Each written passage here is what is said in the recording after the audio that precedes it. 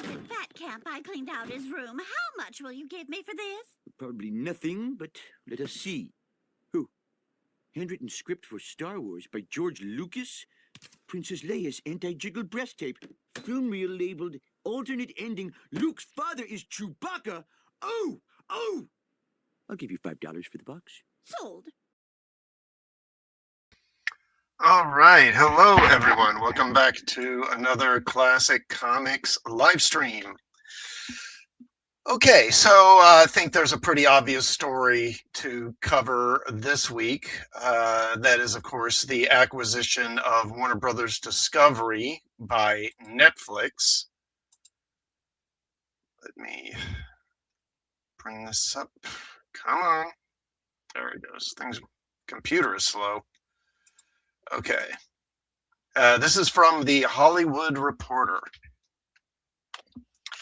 It's official. Netflix to acquire Warner Brothers in deal valued at $82.7 billion.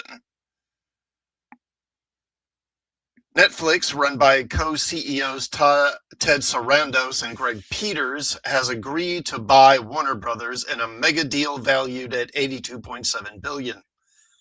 Under an effort nicknamed Project Noble, the streaming giant's leadership secured $59 billion in financing from a consortium of banks to assemble the deal. Netflix says the buy would give users more choice. Well, maybe Netflix users more choice, and let it optimize its plans, whatever that means. It will also expand its studio operations while creating better value for talent and shareholders, with $2 billion to $3 billion in annual cost savings. The deal proposal has a breakup fee of $5.8 billion, meaning that if the acquisition is scuttled in any way, Netflix still has to pay Warner Brothers Discovery those billions. If, say, for example, the government steps in and does not allow this sale to go through, because I think the FCC still has to approve this before it can actually be official or be legally binding. The companies revealed the acquisition early Friday, altering the course of the entertainment business. Netflix said it expects to maintain the current operations of Warner Brothers, quote, including theatrical releases for films, unquote. Those specifics, aside from top-line deal numbers, remain scarce, and that may be the focus of opposition to the acquisition as the dust settles on the announcement. Netflix also made its pitch to filmmakers and creatives, writing that, quote, by uniting Netflix's member experience and global reach with Warner Brothers' renowned franchises and extensive library, the company will create greater value for talent, offering more opportunities to work with beloved intellectual property, tell new stories, and connect with a wider audience than ever before.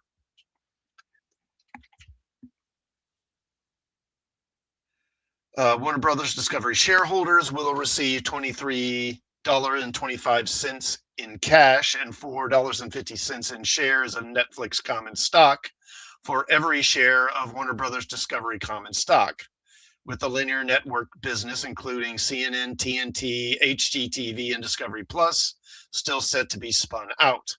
That move is now expected in the third quarter of 2026.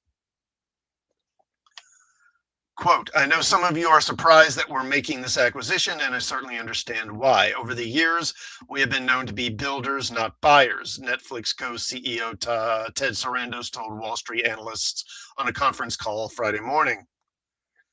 Quote, we already have incredible shows and movies and a great business model, and it's working for talent, it's working for consumers, and it's working for shareholders.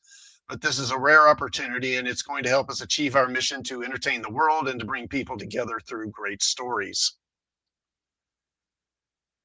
Quote, we built a great business, and to do that, we've had to be bold and continue to evolve, he continued. Remember, we started off as a DVD by mail company, then we moved to streaming, to producing original content, live programming from a US-centric business to a global business, in a world where people have so many choices, more choices than ever, on how to spend their time, that we can't stand still. We need to keep innovating and investing in stories that matter most to audiences, and that's what this deal is all about.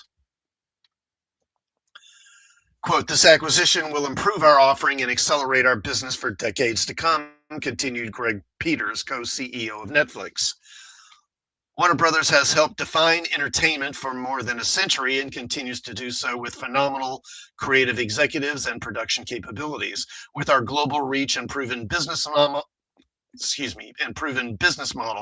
we can introduce a broader audience to the worlds they create, giving our members more options, attracting more fans to our best-in-class streaming service, strengthening the entire entertainment industry, and creating more value for shareholders.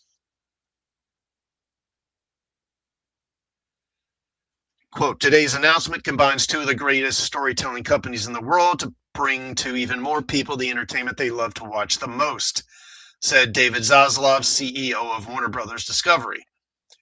For more than a century, Warner Brothers has thrilled audiences, captured the world's attention, and shaped our culture. By coming together with Netflix, we will ensure people everywhere will continue to enjoy the world's most resonant stories for generations to come.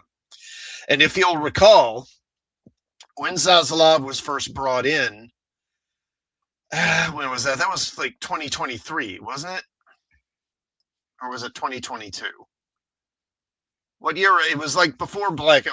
Yeah, I think it was 2022. It was like a few months before, Black Adam came out in theaters. And at that time, the speculation was that he was being brought in basically to try and eventually sell Warner Brothers. He was going to come in and cut costs and try and turn the stock around with the intent of eventually selling the company. And now it looks like mission accomplished.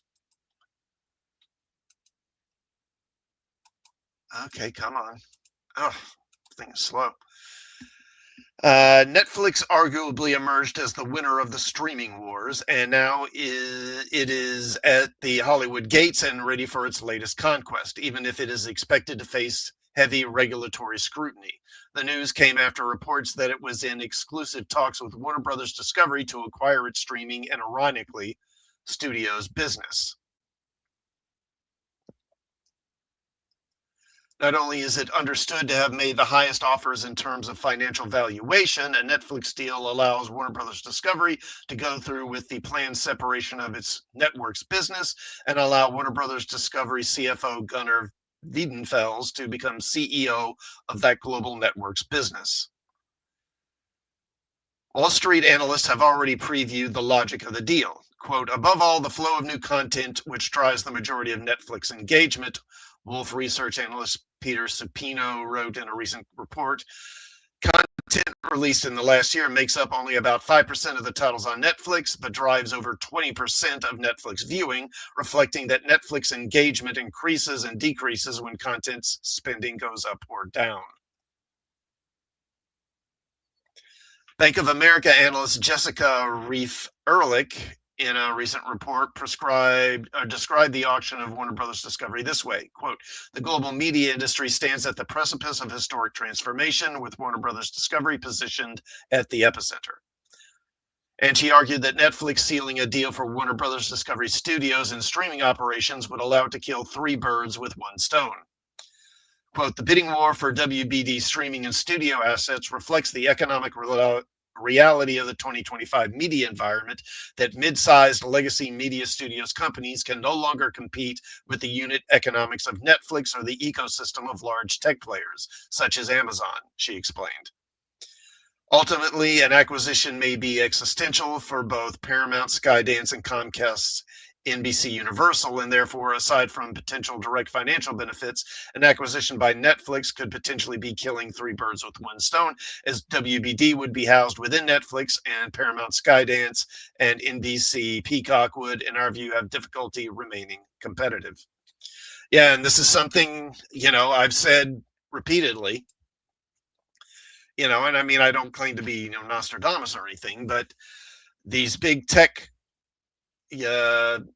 organizations, these big tech companies, whether it's Netflix or Amazon or Apple, their economy of scale, it's just the standard Hollywood studios just couldn't compete because, these companies are making so much money that, if a movie flops, it's barely even an issue for them, like particularly with like Apple and Amazon, I mean, they're really just making movies to show off, and not really even.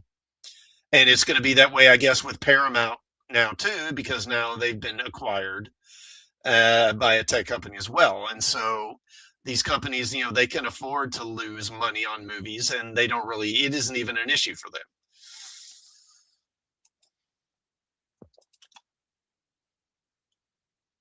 Okay.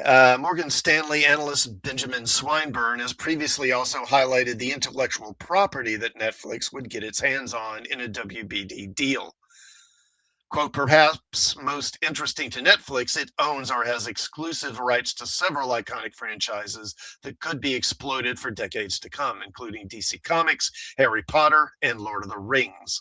Finally, it brings talent relationships, production assets, and global distribution scale. Well, I know they outright own DC, but with Harry Potter and Lord of the Rings, I assume that's a licensing deal. And so they're not going to be able to just do it in perpetuity. They're going to have to renew that license, which I'm sure they'll have the money to do. But you never know when another company like Amazon or Apple might step in and try to do something and try to poach the property from them. But they're still going to have the older stuff. They'll have the Peter Jackson movies and the Hobbit movies and all that. And that was it War for the Rohirrim movie that was what was that, last Christmas? I never saw it. I heard it was bad.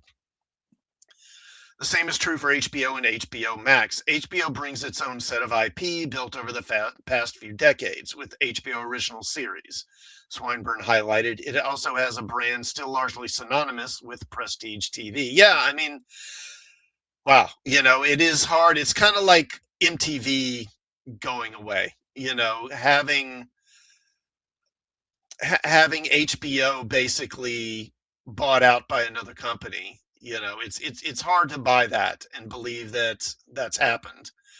Wouldn't have ever guessed that 40 years ago when HBO was what everybody wanted, along with MTV. You wanted MTV, you also wanted HBO.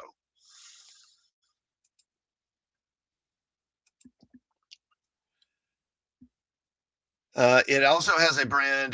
So I've done that. Yeah, HBO has also largely made the pivot from linear distribution to streaming, implying Netflix would have minimal exposure to legacy TV headwinds. We estimate only 10 to 15% of its roughly $130 million global subscribers are still signed up through wholesale pay TV packages. The biggest hurdle for a Netflix WBD combination is widely seen as being regulatory concerns, but that is more of a headache for the streamer rather than for Warner Brothers Discovery. Even before news of the exclusive talks, Bernstein analyst Laurent Yoon argued that going with Netflix's takeover bid was a win-win for the seller. WBD faces little downside, at least one worth taking, he wrote. Either they get acquired by Netflix at 85% cash, or they walk away with free capital to fund the next phase of growth. And more than $5 billion is enough to produce more than 20 Superman-scale blockbuster films, and that's not a bad outcome either. Many in Hollywood are fearful of the deal, with good reason, with theater owners group Cinema United saying in a statement overnight that, quote, the proposed acquisition of Warner Brothers by Netflix poses an unprecedented threat to the global exhibition business. Yeah, I'll talk about that further here in a little while. Quote, the negative impact of this acquisition will impact theaters from the biggest circuits to small one-screen independents in small towns in the United States and around the world, Cinema United president and CEO Michael O'Leary said. Quote, Cinema United stands ready to support industry changes that lead to increased movie production and give consumers more opportunities to enjoy a day at the local theater. But Netflix's stated business model does not support theatrical exhibition. In fact, quite the opposite. Regulators must look closely at the specifics of this proposed transaction and understand the negative impact it will have on consumers, exhibition, and the entertainment industry. The Directors Guild said the proposed deal raises, quote, significant concerns.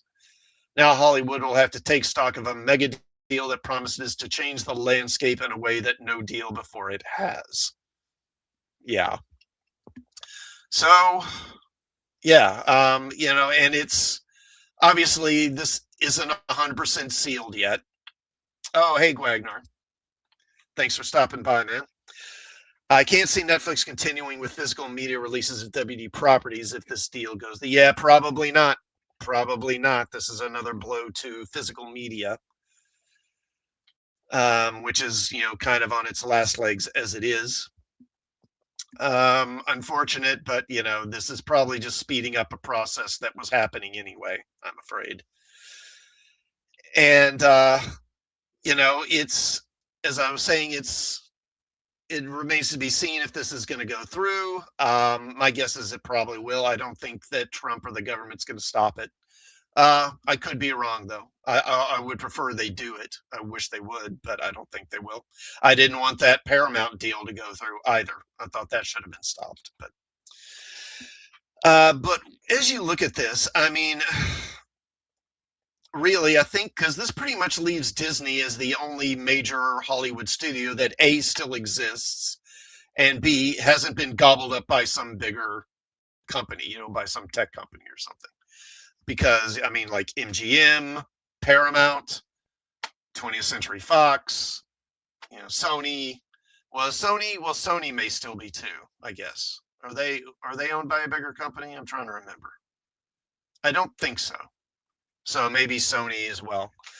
But still, you're even talking, maybe 2 major studios left. And as you look at this, it really is stunning how Hollywood, how completely self-destructive it's been. It's hard to believe it hasn't been done deliberately. If you look at the complete rush and obsession that Hollywood had with streaming and getting streaming up and running, which financially has been a disaster for them, largely, because it took billions to get these streaming platforms all up and running. And then they had to start, funneling billions more to create content to drive traffic to these streaming platforms. And then you combine all that massive cost with the embrace of, I guess you'd call it, wokeness. And that has really caused them to lose a ton of money because of so many movies failing. And and then it's just been one thing after another. Then you had the strikes, 2 strikes, and at the same time in Hollywood. And it's just been one self-inflicted wound after another. And like I say, it's hard to believe that, they couldn't have wrecked Hollywood better if they had planned it. And Quagnar says, what would Netflix do with DC Comics? It is way outside their business. I can see them licensing the characters to other comic companies instead of keeping DC Comics around.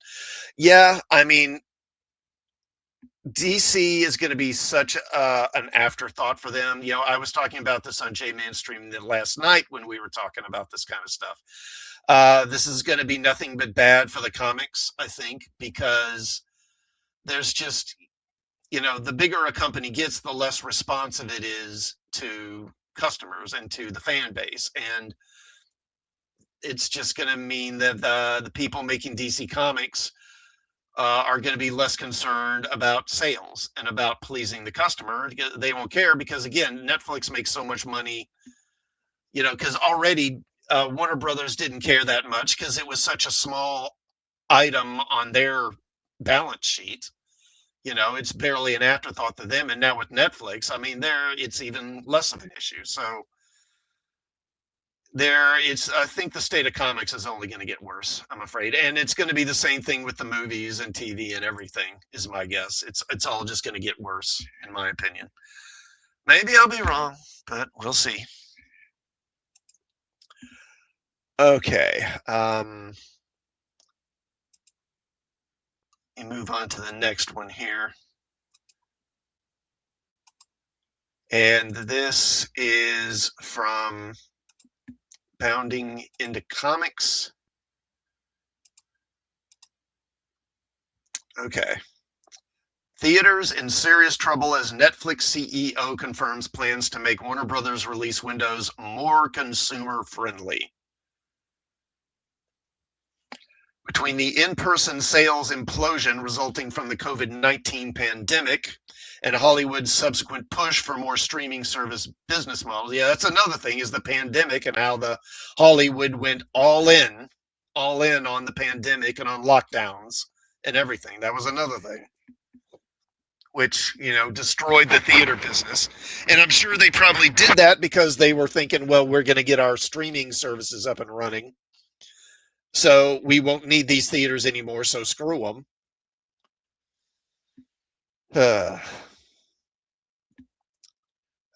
Let's see. And unfortunately, the recent Netflix Warner Brothers deal is only set to make things worse, thanks to the indirect confirmation that the streaming giant is looking to shorten the latter's theatrical release windows. As announced earlier today, Netflix has entered a definitive agreement to purchase the entirety of Warner Brothers' portfolio. And think about it, because that's not, it's not just that they're buying the studio and buying movie titles. I mean, they're getting, because Warner Brothers been around how long? Over a century. So they're getting films, one of the greatest film libraries in existence, TV libraries in existence, and they're getting all the music. They're getting one of the best music libraries in existence as well, and they're getting like animation. They're getting Looney Tunes, they're getting all those characters, they're getting Hanna-Barbera, they're getting all those characters. I don't even know what else. However, upon passing said review, which will undoubtedly see a pressure applied to it by President Trump due to his close financial and personal relationship with current Paramount CEO David Ellison and his father Larry Ellison, the dust will settle with Netflix completely in control of Warner Brothers, whose current CEO David Zaslav will survive the transition and remain in his position for the foreseeable future. While the deal's announcement press release did all it could to hype up customers over this latest instance of corporate consolidation and frame its completion as a net benefit for the industry, in classic Hollywood flim-flam fashion, the streamer declared, quote, beloved franchises, shows, and movies such as The Big Bang Theory, Sopranos, Game of Thrones. Yeah, that's another thing, is Game of Thrones. Wizard of Oz and the DC Universe will join Netflix's extensive portfolio, including Wednesday, Money Heist, Bridgerton, Adolescence, and Extraction. Oh yeah, those are all beloved, aren't they? I don't know. I'm sure somebody likes Money Heist, whatever the hell that is. Created an extraordinary entertainment offering for audiences worldwide. Co-CEO Ted Sarandos quickly gave away its potential to further shitify Hollywood during a subsequent conference call held with both investors and members of the press. Met with an inquiry as to how, quote, you've been focused on keeping the value of Netflix content exclusive to your platform, mostly avoiding theatrical releases. So can you just discuss, why do you plan to change that strategy now with Warner Brothers theatrical releases? Or would you be open to evolving Netflix's release to a day and date type of tentpole strategy in the future? In turn, Sarandos began, quote, so as a reminder, we released about 30 films into theaters this year, so it sounds like we have this opposition to movies in the theaters, but we don't. Yeah, but how long are they in theaters? Like a week or two? It's like Frankenstein, which I was glad they put in theaters, because I went and saw it, and I thought it was actually quite good. But it was in theaters, what, a week? A week, maybe. What is that going to do for theaters if all Warner Brothers releases are like that now? That's going to be a disaster. Quote, my pushback has been mostly in the fact of the long exclusive windows, which we don't really think of that as consumer friendly. Why not? This is BS.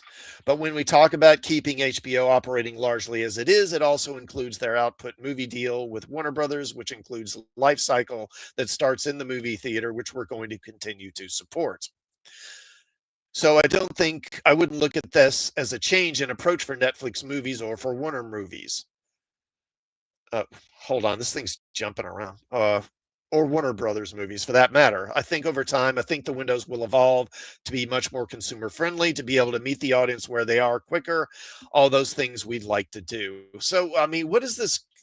He keeps saying consumer friendly. And I think ultimately what he means is putting it on streaming so people can see it in their home instead of going to the theater, which, I mean, admittedly, yes, it is easier, and honestly, it'd probably be cheaper, but yeah, that's going to destroy theaters. It's going to destroy theaters. It's a disaster. Quote, but I'd say right now you should count on everything that is planned on going to the theater through Warner Brothers will continue to go through the theater, and Netflix movies will take the same strides they have, which is some of them do have a short run in the theater beforehand. But our primary goal is to bring first run movies to our members because that's what they're looking for. And up until now, this was not our business model. I said that many times. We are acquiring a business that is part of the business model, and we intend to continue with that. Though he never directly said the exact words, we are absolutely going to be shortening release windows. Audiences aren't dumb, especially those involved who have proven themselves slaves to the dollar over anything else, and thus can easily cut through his above hemming and hawing and realize that things in the film industry are about to get way, way worse. For the entirety of its 102-year existence, Warner Brothers has been a backbone of Hollywood. From its development of technical innovations like synchronized film sound, yeah, they invented talkies, basically, to its ever constant facilitating of the box office ecosystem, their films have served as a major draw ever since. From 1921's School Days to this year's Superman. However, should Netflix make it standard practice to whisk Warner Brothers' future releases out of theaters and onto streaming as fast as possible, this will no longer be the case. Per recent history, such a devaluing of the studio's blockbusters would lead to them being treated as, quote, yet another thing I can wait for on streaming by general audiences, thus damming up a massive revenue stream for both individual films and physical movie theaters, the latter of which will find itself nearly extinct thanks to the resulting loss of ticket and snack sales to in-person customers. From there, Netflix will see the trend of box office failures and overreact, likely by becoming far more risk averse when it comes to greenlighting projects and slashing the budgets of those films that do get made, which will inevitably result in a significant and blanket drop in the quality of Warner Brothers' overall output, possibly to the point of some major franchises being written off as generic, boring slop. Even more so than they already are, yeah. Ultimately, while Netflix subverting expectations and ushering in a cinematic renaissance would be a most welcome case of eating crow, it would be foolish to believe that such an outcome would be the likely result rather than a one in quintillion long shot. Rather, your energy would be better spent investing in seeking out supporting those creators, independent or otherwise, that still support the mediums that Hollywood now leeches off of. Yeah, so a big blow for theaters, probably. And I mean, it's sad to see, but it's not like this is a huge surprise. It's the writing's kind of been on the wall for a while. And like I say, this is just accelerating a process that was unfortunately already happening. And I'm afraid I don't know, within what, 3, 4 years, 5 years, regular movie theaters, your regular neighborhood movie theater, they'll be like drive-ins. They'll just start dying off and being abandoned one by one. Okay, so there's been a lot of talk and speculation around what might happen as a result of this sale. One of them, of course, has been what's going to happen with DC. So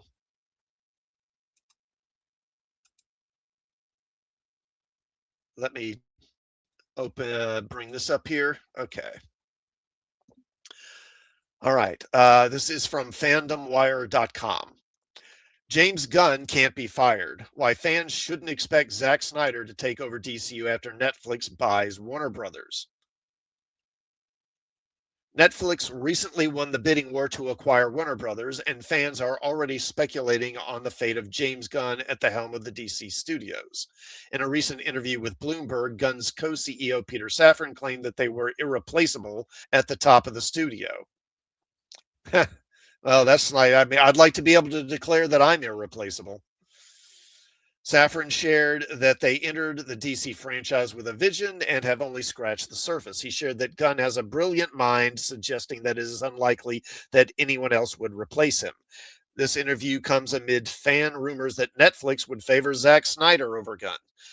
Safran shared in the interview, quote, Gunn's been the architect of this grand vision. If you're going to make a Batman movie, it better be freaking awesome. Well, his Superman wasn't terribly awesome. So, you know, I mean, saying that he's a creative genius. I mean, is he clever? Yes. Has he got some talent? Yes. Can he make good movies? He can. But a genius, I think that's overstating it a bit. The DCU chief also claimed that they are staying on course after the success of Superman and are not changing their plans. It was also revealed during the interview that Warner Brothers had extended their contracts until the spring of 2027 for the time being. So they're not going anywhere this is 2020, so for a little over 2 years. They're not going anywhere. Gunn also commented on the importance of theatrical releases amidst Netflix acquisition and added that theaters are remarkably well suited for DC movies. So, spring of 2027. Now, 2027 is when the Superman sequel is supposed to be coming out, right? So, I assume that would be in the summer. I mean, I don't know, but I guess maybe I would assume by the time their contract would be up, that film would already be pretty much done. Maybe just like the trailers need to be done and some post-production stuff. So it could be conceivable that Gunn's involvement could end there. But we'll just have to see. Because, I mean, honestly, I don't expect Supergirl to do well. And I don't expect this Clayface movie to do particularly well either. But like I say, we'll just have to see. While rumors circulate on the internet regarding James Gunn's fate, one insider claimed that Gunn's position is safe under Netflix. According to YouTuber John Campea, Netflix intends to keep the DCU co-CEO as well as the head of WB Films, Michael DeLuca and Pam Abdi. According to Campea, Netflix has agreed upon a new structure as part of the sale, which aims to continue the current operations. He pointed out Netflix's official statement on the merger, which said the same. It was earlier announced that Netflix would close the sale at a total enterprise value of $82.7 billion. The streamer shared it would, quote, maintain Warner Brothers' current operations and build on its strengths, including theatrical releases for films. Campy also claimed that Netflix wouldn't announce anything negative this early in the acquisition, like Gunn's exit. So, I mean, if you were holding your breath for the Snyderverse to come back, you're probably going to be holding your breath a long time. According to the Hollywood Reporter, Warner Brothers Discovery plans to pay $38.7 billion in retention bonuses to top executives to keep them from leaving. It all suggests that Gunn is safer now. Moreover, Netflix is allegedly moving away from Zack Snyder's projects, as per recent reports. Yeah, I mean, this is Zack Snyder's the guy that did, what was that thing? Rebel Moon for Netflix, and that thing was a total flop. So why would they then a guy who did one project that failed for them then bring him back to revive another project at Warner Brothers that already failed too? So not that Gunn's DCU is exactly a rousing success either. When Warner Brothers pivoted away from Snyder's vision, Netflix seemed to offer him a fresh canvas. He was given the opportunity to build multiple genre universes on his own terms. However, that promise appears to have crumbled. According to a recent Forbes report, Netflix has now canceled not just one, but 4 of Snyder's planned projects. These include the Army of the Dead sequel, the Rebel Moon franchise, the Twilight of the Gods series, and his planned LAPD-based action movie. Yeah, I mean, this doesn't seem like a guy who's really like a company that's really big on Zack Snyder to me.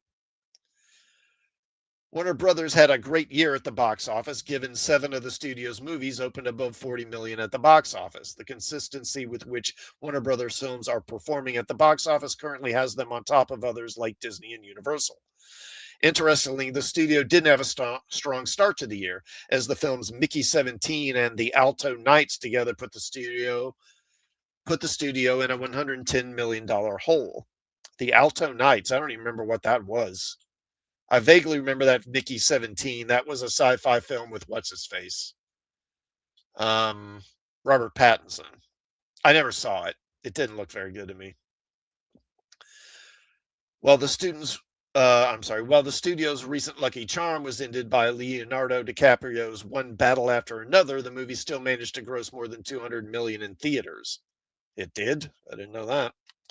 The studio found major successes, including James Gunn's Superman. Other hit movies for the year for Warner Brothers included Ryan Coogler's Sinners, Julia Garner's horror flick Weapons, franchise movies like The Conjuring Last Rites and Final Destination, Bloodlines, F1 the movie, and a Minecraft movie.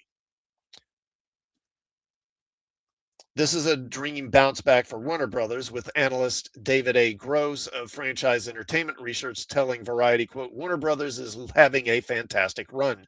The studio made outstanding choices and took some big creative risks, and they're paying off.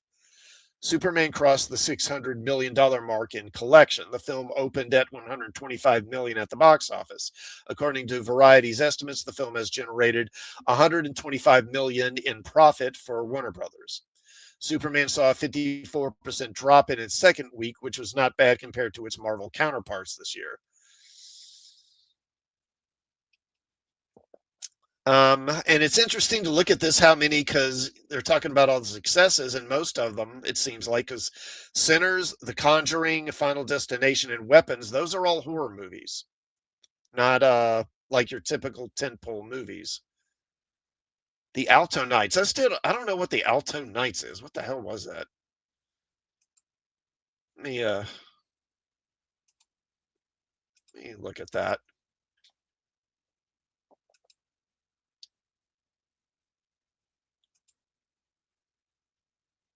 Let's see, the Alto Knights. What is that?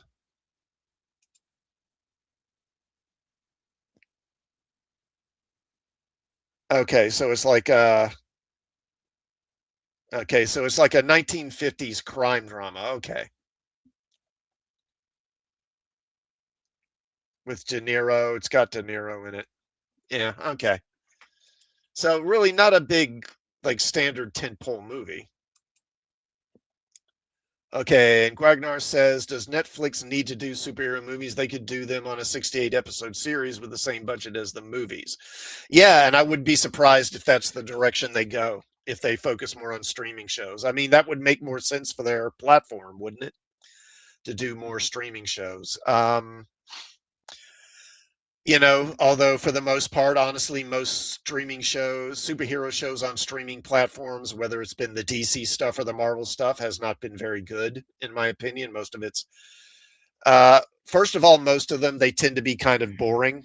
Even the Netflix shows, which everyone looks at as some of the best, which and they were, but even those Netflix shows, from 10 years ago or whatever, they tended to be, in my opinion, a bit too long. Because I think most of them were like 13 episodes, and most of them could have been cut down probably to 10, and it would have been fine.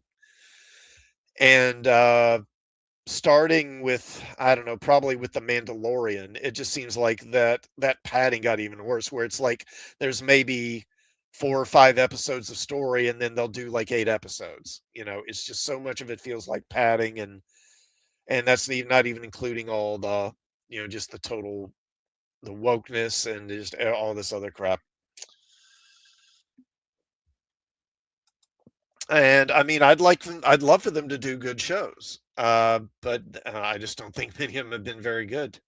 And a perfect example is that Daredevil Born Again. They were talking about how we're gonna do it like the Netflix shows, and and we're bringing Foggy and we're bringing Karen back, and they're in what, one episode, and then Foggy gets killed and Karen vanishes, and then Yeah.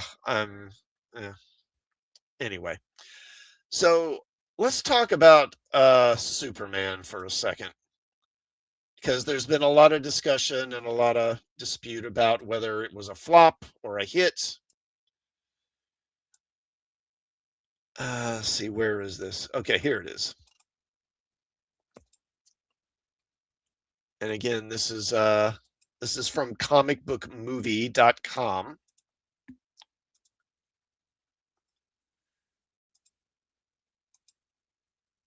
Okay, how exactly Superman made massive $100 million profit for Warner Brothers Discovery has finally been revealed. Okay, let's just take a look at this. Actually, let me take a drink of water right quick. Hold on just a second here.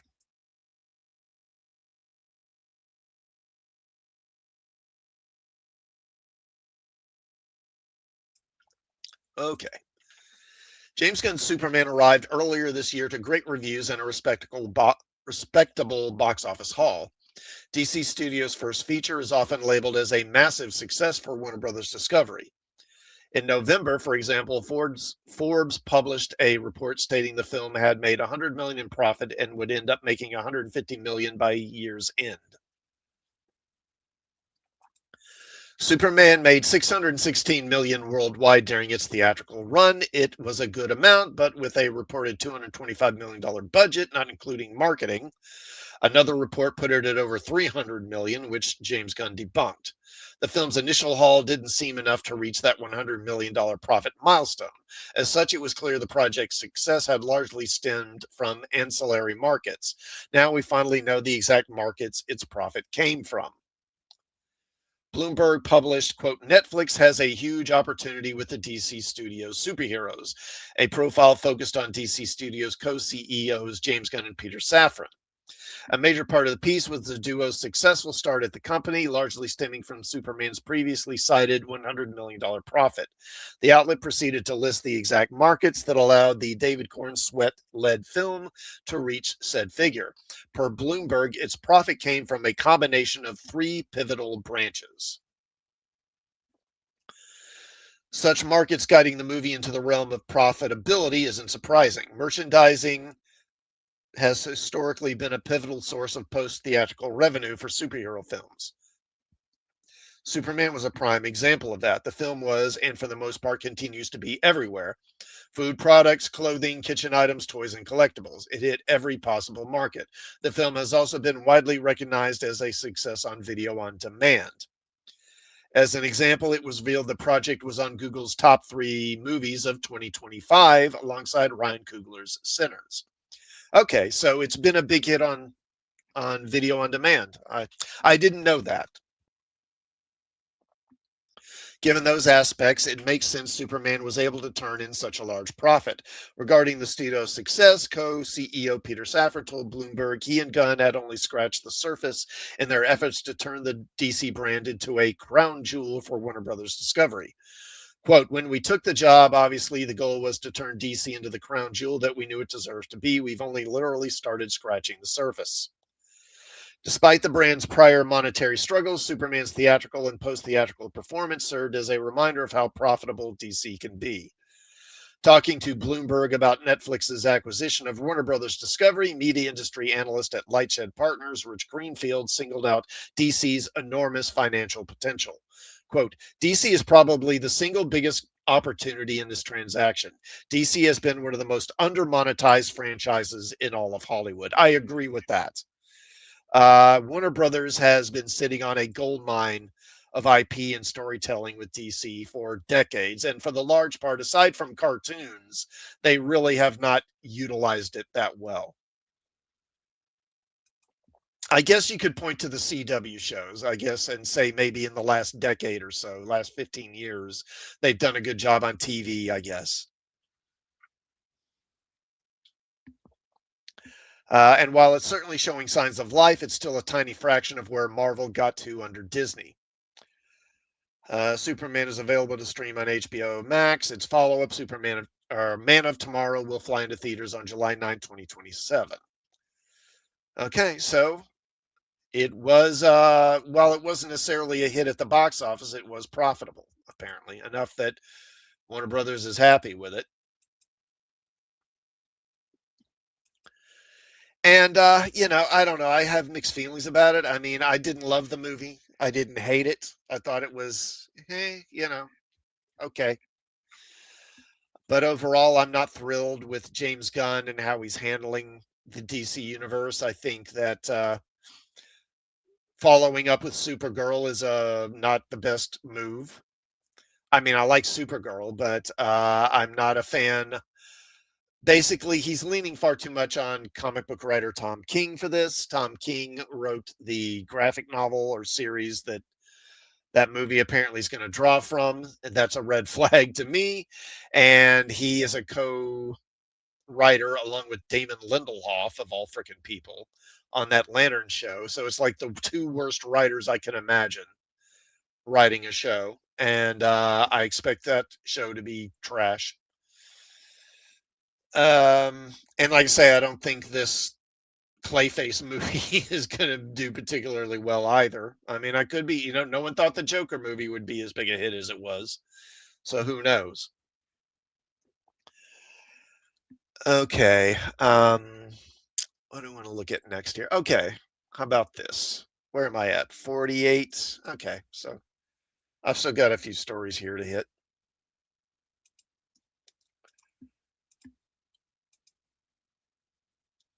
Okay. This is from Collider. James Cameron confirms that Avatar 4 and 5 are not guaranteed and needs Fire and Ash to do one thing. James Cameron has never been shy about swinging for the fences. After all, the phrase "never doubt James Cameron" exists for a reason. But even he knows that Avatar Fire and Ash is facing a make or break moment. The latest entry in the Big Blue Alien saga arrives next month, but Cameron doesn't feel its future is in the bag.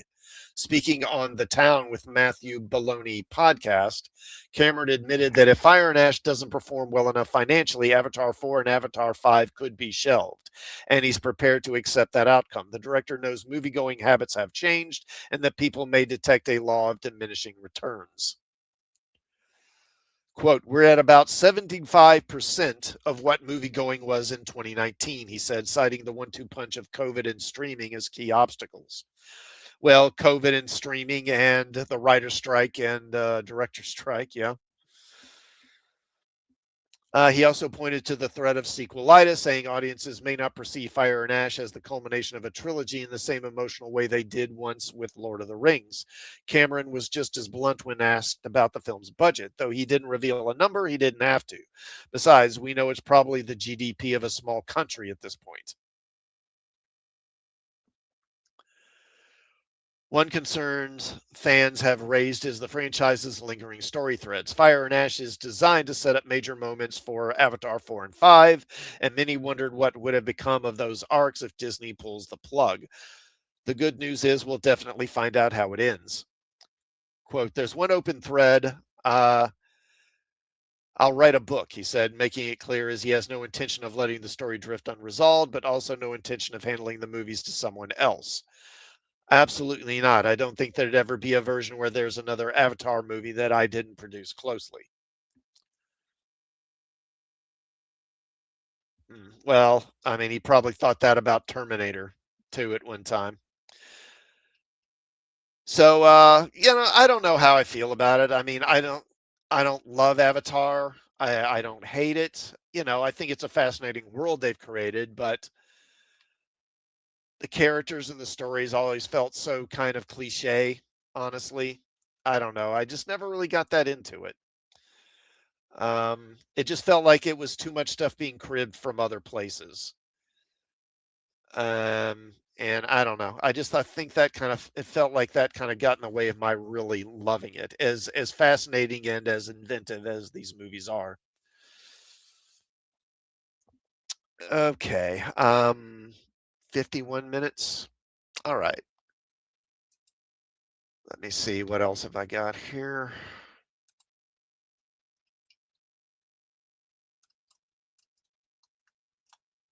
Come on. Again, the computer is slow.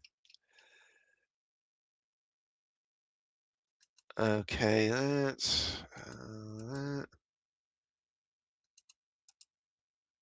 Okay, got a few more here. Let's take a look at this.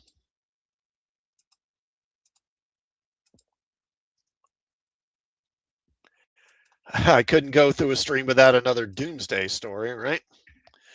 Okay, this is from comicbookmovie.com. Doomsday and Wolverine seemingly confirmed for Avengers Doomsday and Secret Wars.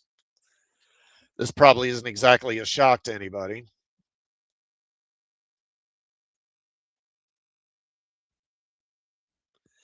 The MCU fandom has been busy speculating on what other past Marvel actors, aside from the original X-Men cast, of course, will return to reprise their roles in Avengers Doomsday and Avengers Secret Wars.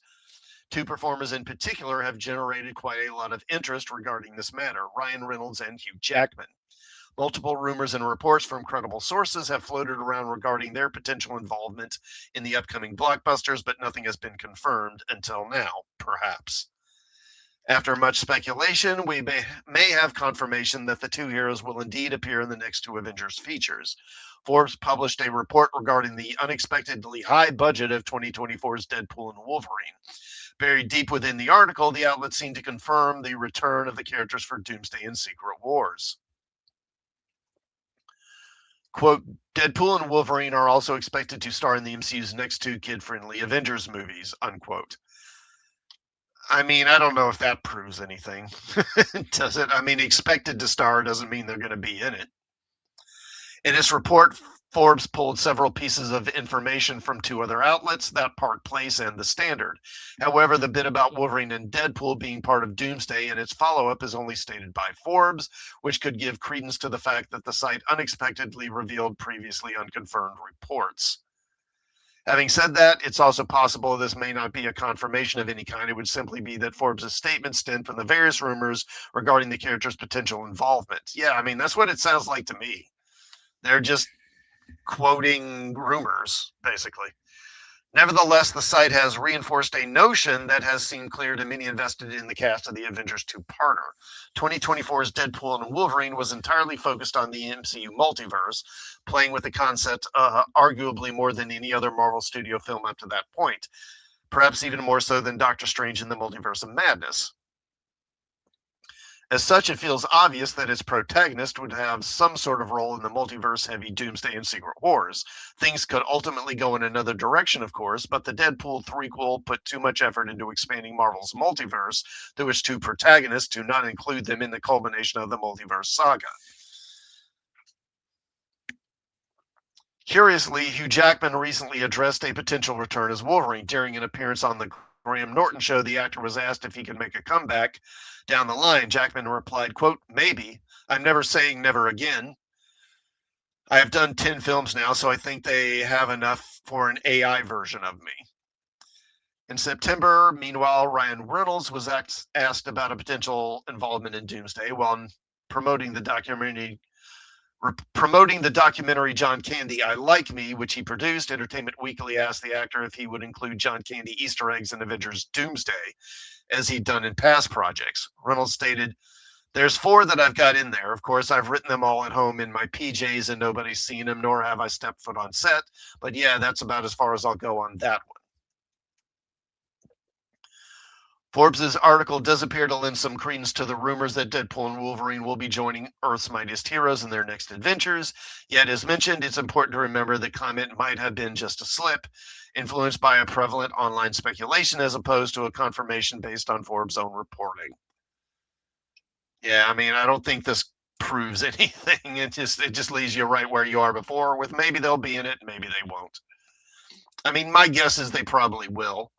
If they're not in Doomsday, I'm sure they'll be in Secret Wars. Okay. When we're at 56. Okay.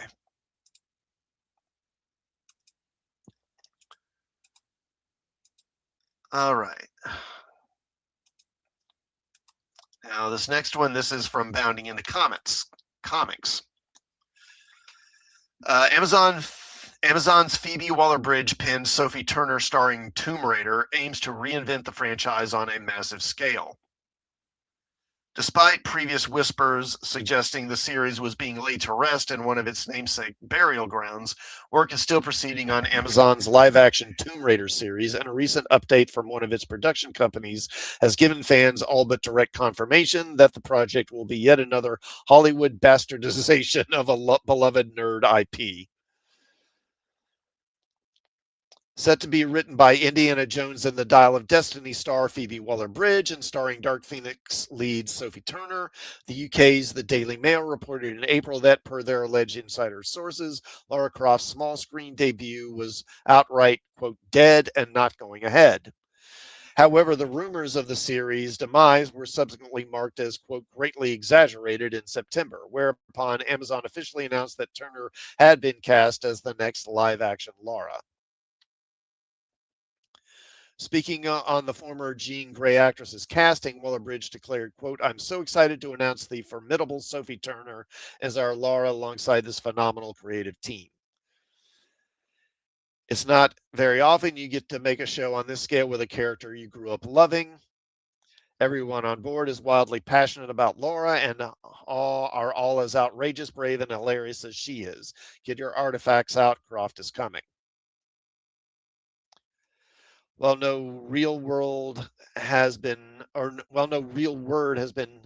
heard of the series since, one of its production companies, Story Kitchen, recently updated their official website to add an entry for Tomb Raider to their portfolio of featured work credits.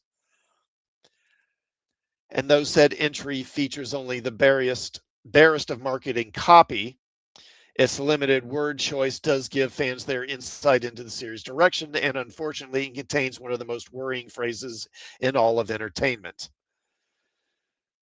as it explicitly states that far from just a single show deal, Story Kitchen's working agreement with Amazon will see them, quote, reinvent the franchise on a massive scale and interconnecting a new live-action television series and video games into a unified storytelling universe. Though worrying on its face, it should be noted that as of publication, neither Story Kitchen nor Amazon nor Waller-Bridge has offered any official comment as to what sort of reinvention they're aiming for. In other words, will it be something more akin to the original Ultimate Spider-Man comic, which sought to update the same base character for the modern era, or Taika Waititi's Time Bandits, its entire premise built on the director putting his own spin on Terry Gilliam's original story?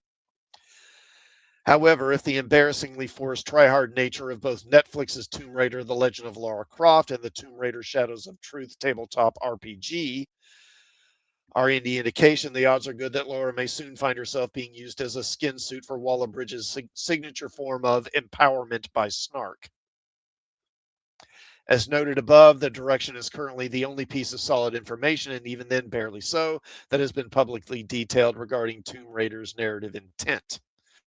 As such, it's come as no surprise to learn that the series has yet to receive any sort of official release date, prospective or otherwise. Yeah, I mean, is there really any doubt where this is going? Is there any really doubt this is going to be, for modern audiences? Okay, what? I'm at an hour here. Okay, I'll do one more, and we'll hang it up.